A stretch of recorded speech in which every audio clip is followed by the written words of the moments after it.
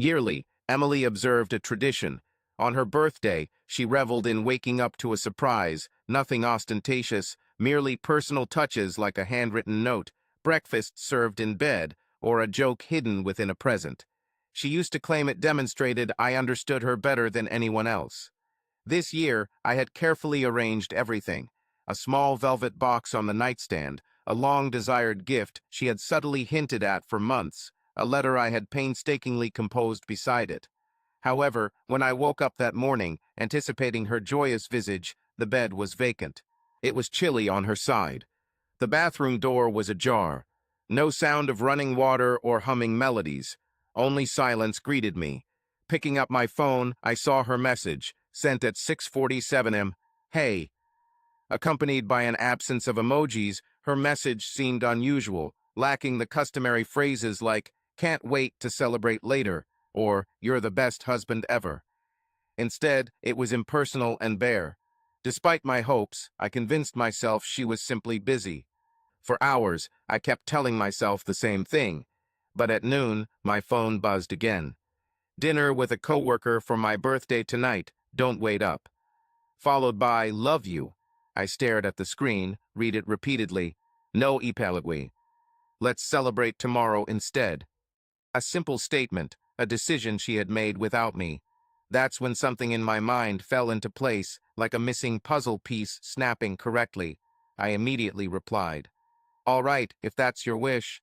She responded instantly, "Thanks, sweetheart. You're the best." I almost chuckled. No questions were asked. It was as if she expected me to submit, as if this reaction was part of her plan. I didn't reply or call. Instead, I grabbed my keys and left. Emily seemed invincible. That much was clear. But I had one advantage she didn't anticipate. She often underestimated how much I observed. And I had indeed observed things. Her recent tendency to angle her phone away from me. Her unexpected dedication to attending the gym in the evening. The colleague she described as nearly familial, yet never explicitly named. I chose to park 2 blocks distant from the restaurant. She was unaware I was observing when she entered, her hairstyle altered from any style she'd chosen for me before. That unfamiliar dress, which I hadn't previously seen, clinging to her form in a near-perfect fit. Then he arrived, tall, clean-shaven, wearing a smug smile that conveyed all I needed to know prior to physical contact. And indeed, he made contact. A hand on the small of her back as he guided her to their table. A brief caress when he handed her the menu. Lastly, the final touch, the way she leaned in, laughing at something he whispered. Her gaze fixed on him as if he were the only man present, as if I weren't there. The most painful part? She seemed unaffected. No furtive glances behind her back. She genuinely thought I'd be waiting for her at home. Tonight, Emily was revealing her true self that Emily was sitting in her car, her fingers tapping against the steering wheel, her heart thundering in her ears. I wasn't the jealous type, yet this wasn't envy, it was something more piercing, something icy. I wasn't merely observing my wife having dinner. I was witnessing her transform into someone else. The way she laughed with him, it wasn't staged or insincere. It wasn't the weary giggle I got after a long day. This was distinct, uninhibited, the sort of laughter that emerged spontaneously when you were with someone who invigorated you. And then I noticed it. Her hand delicately resting on his forearm.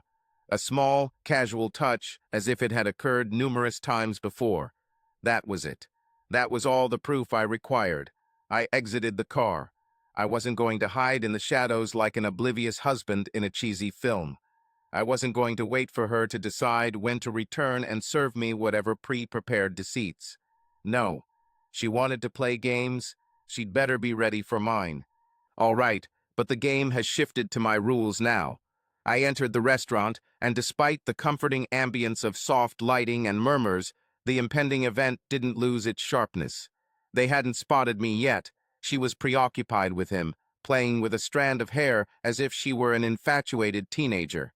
He, on the other hand, seemed to be enjoying it, nodding along and listening intently. I approached leisurely, making my way to their table. Her gaze finally fell upon me, and for the first time that night, I sensed her fear. She stood frozen, hands suspended mid-air as if time had paused for her, but not for me. "Hey, sweetheart," I said casually, "it's your birthday. The guy, let's call him Brandon because he reminded you of every smug, overconfident Brandon you've ever encountered." His eyes flickered between us, and confusion flashed across his face. Emily's mouth opened, then closed again. She seemed like a computer struggling with a corrupted file. "Oh dear," I said, "I thought you were home." I smiled. "Yes, indeed. You must have been lying earlier." Pause. The surrounding diners hadn't fully noticed yet, but those close by sensed the tension, their utensils pausing mid-air, whispers subsiding. Emily tried to break it with a throat clear. "This is merely a business gathering." I tilted my head in query. "Indeed? That seems odd. It struck me that you said, 'Take your time.'" She gulped. "I didn't mean." I turned to Brandon. "Brandon, a brief inquiry." He blinked, startled. "Yes. Did she mention she was married?" His countenance drained of color. Emily glared at me. "Cut it out." I chose to disregard her, fixing my gaze on him. "Is that true?" I pressed. He hesitated. Eventually, "She mentioned you were experiencing difficulties." I let out a soft laugh. "Ah, did she?" Emily reached for my arm. "May we discuss this privately?" I stepped away. "Why?" "You weren't concerned about privacy when your hands were practically intertwined across the table." A waiter lingered nearby, uncertain whether to intervene or pretend nothing was amiss. I gave him a courteous nod. "Relax, pal. I'm merely here to enjoy my wife's birthday."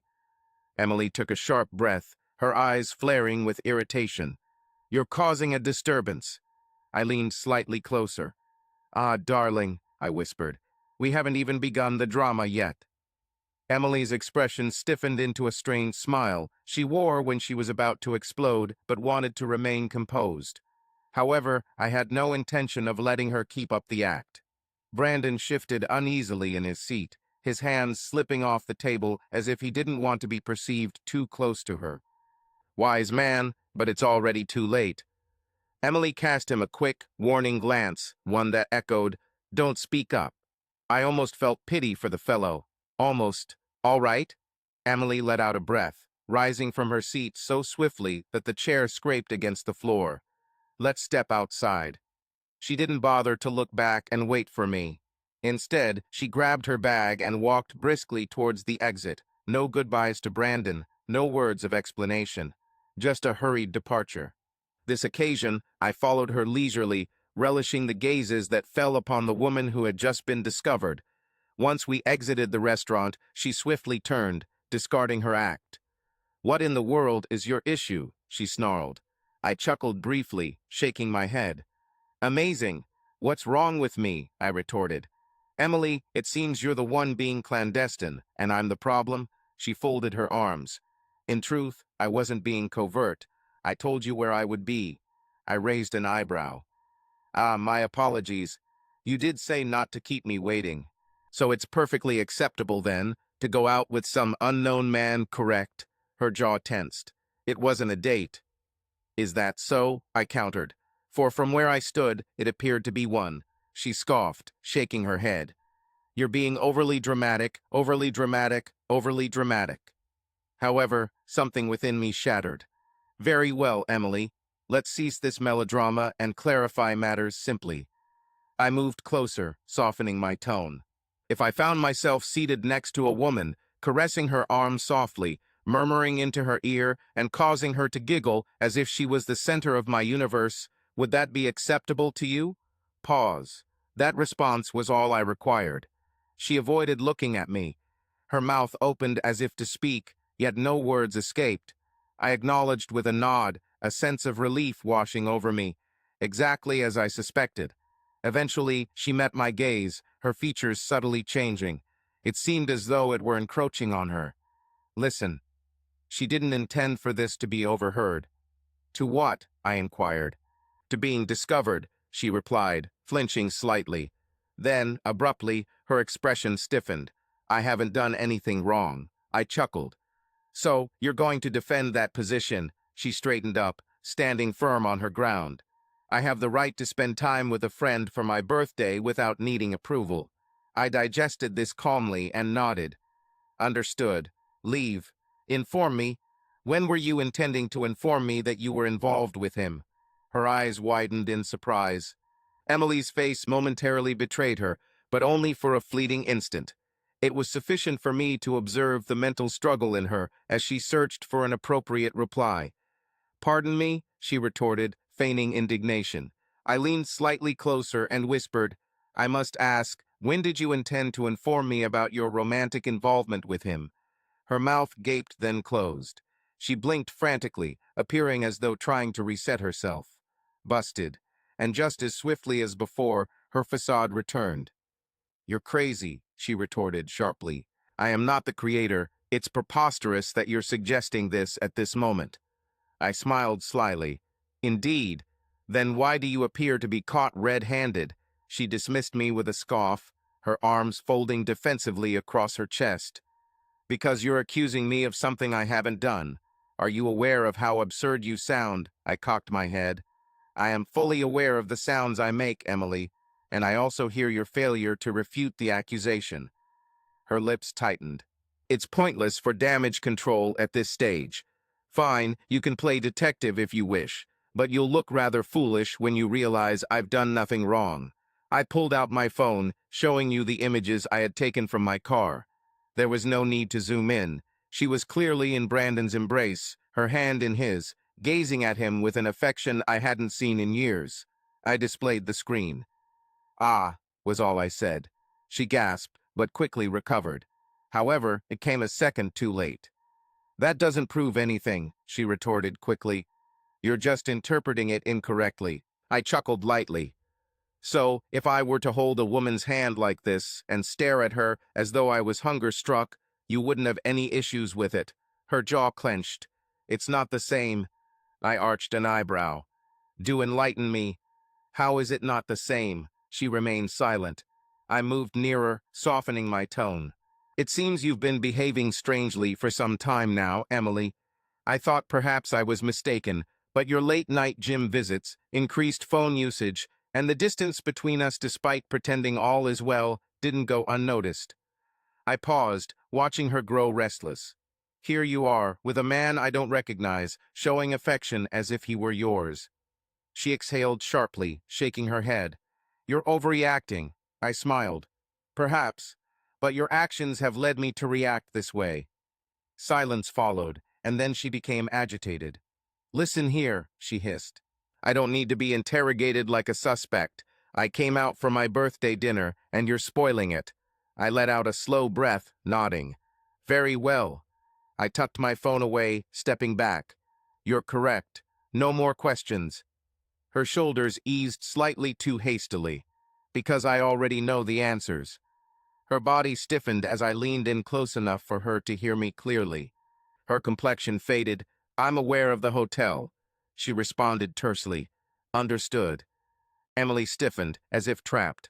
Her stillness resembled one caught off guard by an unexpected attack, like a deer spotting a sniper's scope on its chest. The mention of the hotel had her alert. "You're lying," she retorted instinctively. Too swift, too defensive, too guilty. I allowed her statement to hang, watching her breath shallow and fingers grip her handbag strap tightly. "Perhaps," I asked, inclining my head. "Then why do you seem startled by a specter?" she scoffed, attempting to regain composure. "Because it's preposterous. Which hotel? What are you referring to?" My expression softened with amusement. "Ah, there it is. The final attempt. Denial in full swing." I delved into my jacket pocket and retrieved a small, white object. Its shape was rectangular, the logo on its face in golden print a hotel keycard. Your breath caught sharply, causing you to stumble backward. You held up something between your fingers and asked, "Is this familiar?" There was no response, not even a blink. "I found it in your vehicle," you added casually, as if we were discussing the weather, "tucked carelessly between the seat and the console. Frankly, rather careless of you." Still, she said nothing. Only her eyes moved, darting between my face and the keycard as if willing it to disappear. I stepped closer. You registered at the Grand Willow last Friday in room 214, you continued. Her mouth opened, then closed, then reopened. You interrupted. Let me stop you before you utter something foolish. You added, I've already contacted the hotel. I tapped the keycard against my palm. Apparently, they keep records, including names, dates, and room numbers, you said, letting your next words cut through her. Her body jerked, as if struck. Indeed. You continued, enjoying the paleness that spread across her face. You are recalled, Emily. Surprise, you weren't by yourself. A sharp intake of breath. Her fingernails pierced her arms. Can you hazard a guess as to who was listed as your companion? I inquired, my gaze locking onto hers. Pause. Eventually, a soft murmur from her. Brandon. A smile spread across my face, slow and frosty. Congratulations, the prize goes to you. Emily's breath gushed out of her. It isn't what you assume. I chuckled. Indeed, I chuckled at her. Oh, pray tell. What am I imagining here, Emily? That you and your close friend Brandon booked a lavish hotel room on a Friday night in the same suite to do nothing more than watch a movie, participate in a religious study. Her lip quivered. I was intoxicated. It wasn't premeditated. I raised an eyebrow. So you are acknowledging it? She hesitated, then swiftly shook her head. No, nothing transpired. We simply talked, and I fell asleep. I released a slow sigh, nodding. Correct. Understood. Here's what transpired. You neglected to inform your spouse about a hotel reservation. By mistake, you arranged a room with a colleague. After consuming alcohol, events led you to spend the night with him. However, that wasn't all I was referring to. Instead of coming clean, you concealed the keycard in your vehicle, much like a teenager hiding contraband cigarettes. A profound quietness enveloped us. You gulped audibly. I intended to tell you. You attempted, but I interjected. The silence weighed heavily. I wasn't going to find out. And for the first time tonight, perhaps ever, Emily had no words. Emily, standing there exposed, looked like a fish struggling for breath, her mouth opening and closing frantically. I could almost hear her mental deliberations, lie or confess, resist or retreat. I waited long enough, I said, my voice steady yet potentially lethal. Tell me the truth. Just this once. Attempt it. Your jaw tightened, your eyes darting between defiance and fear. She breathed out sharply, her hands trembling. It was a blunder. I almost chuckled. A blunder. Which aspect? I inquired. The one at the hotel? The one where you fibbed about it? Or the one where you assumed I was too naive to uncover the truth? Her breath caught. I didn't orchestrate it, understand, she said defensively. We were with colleagues, and I had a bit too much to drink, and save me your insincere remorse. I retorted angrily. Do you expect me to accept that you got so drunk that you merely woke up in a hotel room with him? She hesitated. Yes. I scoffed contemptuously. You're such a poor liar, Emily. You know that yourself. Her eyes blazed with irritation. What are you even doing here? She lashed out suddenly, turning to anger. The apprehension was subsiding, and now came the confrontation. I responded with a chilling smile. Ah, there it is. What am I doing here? I echoed. Let's see. My spouse refused to celebrate her birthday with me, instructed me not to keep her waiting, and then dined with her paramour. So, forgive me for being just a tad curious. Her nostrils flared indignantly. It wasn't as I thought. I moved nearer. Then how was it? She flinched yet stood firm. I required some distance. That surprised me. Distance, she crossed her arms. Yes, distance. Things haven't been right between us. And I didn't know how to inform you. I tilted my head. So instead of speaking to me, you positioned yourself for Brandon. Her slap was swifter than anticipated, sharp and painful across my cheek. But I remained still. I merely looked at her, and when she recognized her action, she retreated. I breathed out, massaging my jaw. There she stands. Her voice trembled now. I didn't intend. No, I interrupted. You meant it. I let out a hollow laugh. It's amusing, you know. You can deceive me throughout the night, but as soon as you are caught, you retaliate." She gulped hard. "You're misconstruing things." "No, Emily." I shook my head gently. "You were the one who did it. I'm merely now realizing the truth." She let out a quiet, exasperated growl, running her fingers through her hair. "This wasn't supposed to happen," I said. "I didn't wake up one day and decide to destroy our marriage." "No," she replied. "You did it gradually. A text here, a lie there. One betrayal at a time until you didn't even recognize yourself anymore." Her lips trembled. "I still love you." I took a sharp breath.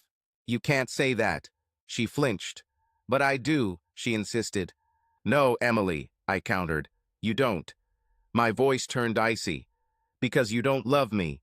You love the comfort. You love knowing I'm always here, ready to pick up the pieces when you make a mistake." I moved closer. "You don't love me. You love your safety net," I said sternly. Tears welled in her eyes. "That's not true," she protested. "Then why are you still lying?" Her breath caught. I exhaled slowly.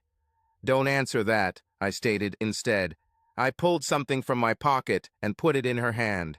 She looked down at a manila envelope, thick and heavy. Her expression crumbled. "What do we have here?" she murmured, her voice barely heard. I fixed my gaze on her, my heart thudding with a heaviness unbeknownst to me before. Separation documents. Emily's hands quivered as they held the envelope, her fingernails digging deep into the paper as if she could shred it through sheer determination. But she didn't open it.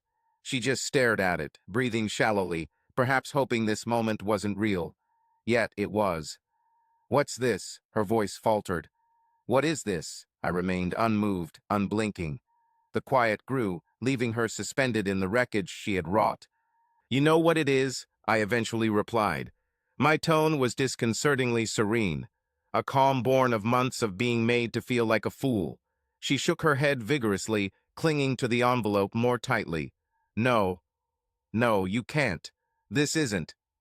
"Yes, I can, Emily," I interrupted. And so I did. Her chest rose and fell irregularly. "Had you prepared these documents?" You saw understanding dawn on your face as I exhaled slowly, the awareness that she no longer held the reins. "Yes," I responded softly. "Indeed, I had." A faint, sorrowful sound escaped her lips. "For how long?" I cocked my head slightly.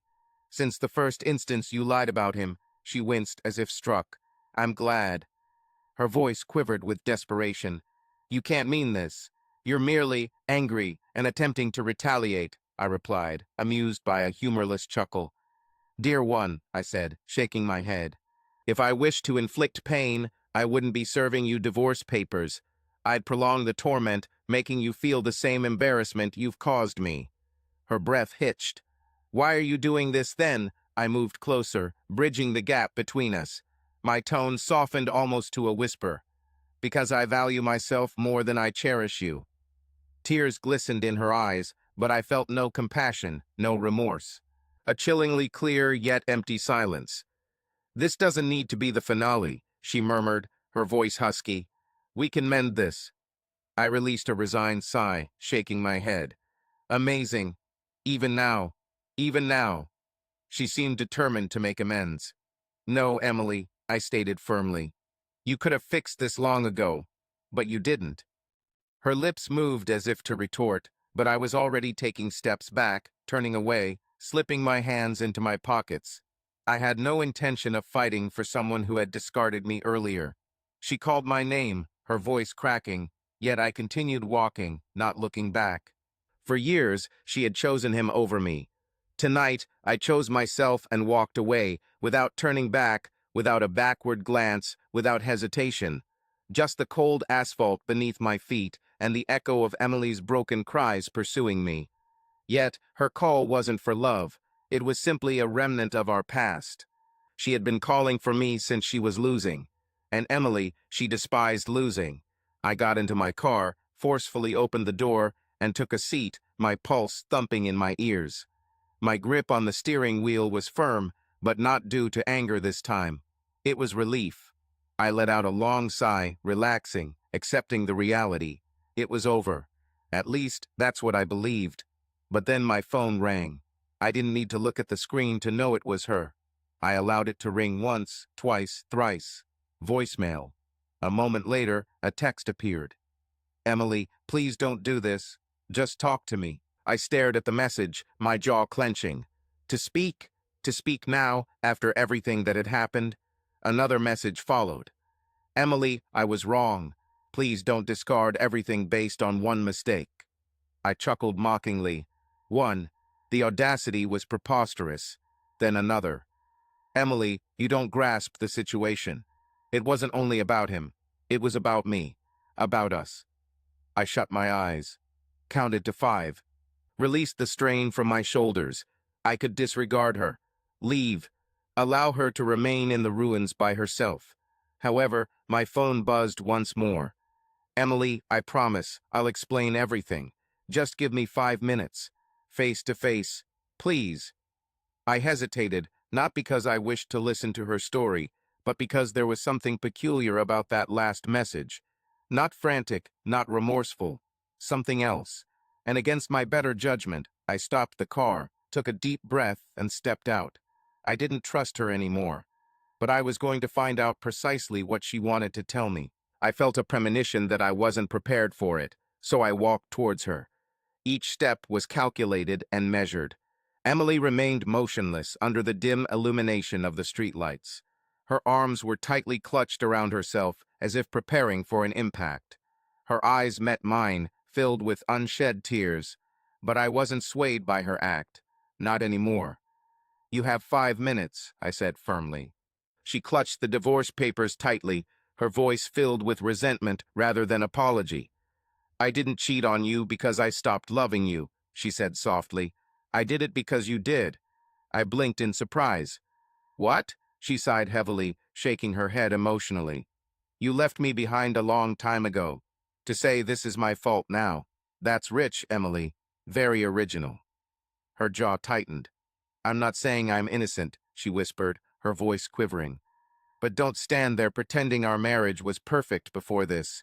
Don't act like you weren't already halfway out the door. I stared at her, my heart pounding. Am I insane? She questioned, taking a shaky breath. When was the last time we actually talked? When was the last time you treated me with the same affection as before, like I mattered, like I was good enough? You sighed sharply, rubbing your nose bridge. Emily, for months I've been trying to get you to talk. I asked if something was bothering you, if you were content. You always replied, I'm okay. You lowered your hand. So what now? I thought you could read minds. Your lips quivered. I didn't know how to express it. I scoffed. But you knew how to respond when Brandon wanted you, right? The slap came swiftly, much like last time. But this time, I caught your wrist before the impact. You gasped, eyes widening. For a prolonged, tense moment, neither of us moved. Then, gradually, I pushed your hand away and stepped back. No. You can't hit me, then claim victimhood. Not after everything. Tears eventually flowed down your face. I didn't intend. Yes, you did, I said firmly. You meant every word of it. You were referring to your deceit, secretive behavior, and the instances when you chose to deceive me despite my trust. That was when she crumbled, her face transforming into something grotesque and damaged. I don't recognize myself anymore, she said. I remained silent, feeling nothing. That left us both in the same state. She let out a sorrowful sob, her grip on the divorce papers tightening until her knuckles turned pale. Then she uttered words I didn't anticipate. Don't abandon me. I should have felt something, even a slight hesitation or a trace of sympathy. But I didn't. All I did was stand there, watching the woman who had destroyed our marriage cling to the divorce papers as if they were her only support. She whispered this plea. I allowed the words to hang between us, heavy and pitiful, before asking the one question that mattered. Why shouldn't I? This question caught her off guard. She assumed I would yield, as I often did in the past. However, I was no longer that person. But we can mend this, she stammered, shaking her head. I arched an eyebrow. Mend what precisely? Your secretive behavior, the hotel rendezvous, or the nights you lied straight-faced to me? Explain, Emily, which aspect are you trying to amend? Tears trickled down her face. Yet I remained unmoved. People err, she begged, voice quivering. Marriages endure situations like this. I sighed, shaking my head. You don't understand, do you? She gulped hard. Understand what? I stepped nearer slowly, making her meet my gaze. Survival involves persevering through difficult times together, I said calmly. It means dealing with issues, not instigating them. You didn't defend this marriage, Emily. Instead, you allowed it to decay while you engaged in clandestine affairs. She violently shook her head. What you're saying isn't correct. I cocked my head. Had I not discovered your secret, would you have confessed? She hesitated, a telltale sign. She knew the response, and so did I. I leaned in subtly, whispering, Were you going to tell me, Emily? Her composure shattered, and a sob escaped her. Unrefined and intense, she trembled violently. Yet I didn't feel an ounce of pity for her, not the slightest bit, because she wasn't crying out of affection. She was crying because she was losing me. In the end, I walked away. Please, she pleaded softly, please don't do this. I halted merely at the curb edge, glancing back one last time. You've already done it. Then I entered my vehicle, closed the door, and departed. The road lay before me, void and infinite, but my knuckles clenched the wheel as if wrestling to maintain control. Not due to uncertainty, not because of doubt, but because for the first time since this ordeal began, the end was here. No more anticipation, no more speculation, no more scrutinizing her narratives for flaws or discrepancies. She had conceded what I had suspected all along. Lastly, I walked away. I anticipated feeling liberated, a sense of victory from my decision to terminate things on my terms. Instead, I was hollow. It seemed the me who struggled for her, cherished her, advocated for her ceased to exist tonight. The most painful aspect? I didn't comprehend who I was without her. My phone vibrated. I resisted looking. Yet, I peeked regardless, knowing full well who it was. Emily, I adore you. Could you just return so we can converse? My jaw tightened as I flung the phone onto the front passenger seat as if it were toxic. Converse? What's left to discuss? Over the years, I had given her opportunities, ignored warning signs, believed that unconditional love, support, and devotion would keep her from deceiving me. And indeed, she had done it effortlessly. Another faint vibration echoed. Ignoring the urge to check, more followed. By the fifth buzz, I was certain she persisted. I fumbled for my phone, swiping through messages. Emily, I've made a mistake. But you are too, Emily. We've been together too long to let it all unravel like this. Emily, you still love me. I know you do.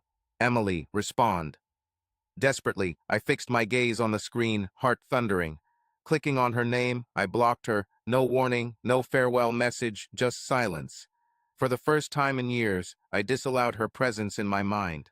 And for the first time in years, she had no means to contact me. I tightened my grip on the wheel, feeling the weight settle. It was concluded. Truly, finally, concluded. Yet the question that gnawed at me now was, who am I without her? The road lay ahead, dark and tranquil. Only the soft hum of tires on asphalt filled the air. No ringing phone. No frantic messages. No more, no falsehoods. Only stillness. For the first time in years, she wasn't part of my life anymore. I had envisioned this moment countless times. What it would feel like to be free from her at last.